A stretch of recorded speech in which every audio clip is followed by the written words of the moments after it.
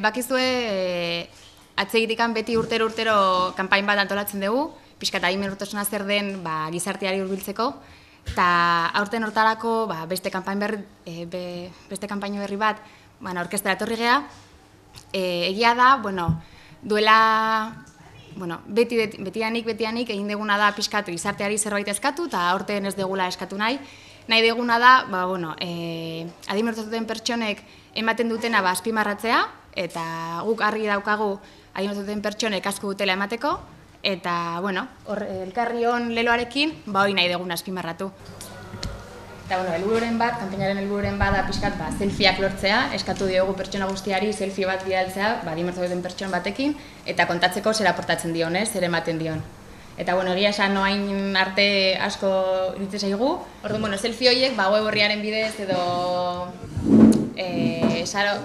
zein saletan bidez bidaltzeko dago, prest edo zein selfieak jasotzeko eta zabaltzeko. Neri suposatzen dit, leire edukitzeak suposatu nahi bizitza beste erabatea ikustea eta beste balore batzuk edukitzea. Eta hemen atzegik hitz egiten du pixka tolerantzia, elkartasuna eta positibismoa, ez? Eta nik usten dut guzti honen atzean hori dagoela, ez? Jendeak hurbildu egin behar du beraien gana, eta denen artean gizartak ikusi behar du pertsona hauek ere hor daudela eta guri asko ematen digutela.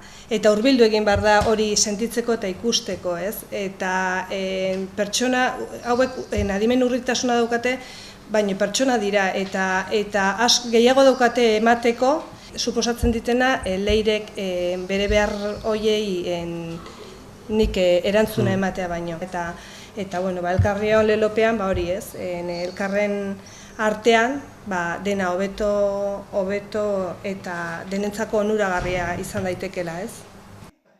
Kanpaina hori esaten nahi dena, zehoze hartze emategoen guri, ez? Nahi, por ejemplo, monitore bezala hasi nintzen, eta nahi emateena, netzako da poz bat, alegria, ekin larun batero juntau, eta hemen egotea, netzako da, aste guztia, lanen pasatzezu igual, zare psiatzeu, eta behin etortzitzea, eta kisto animo egin itizu bezala, netzako alegri badia.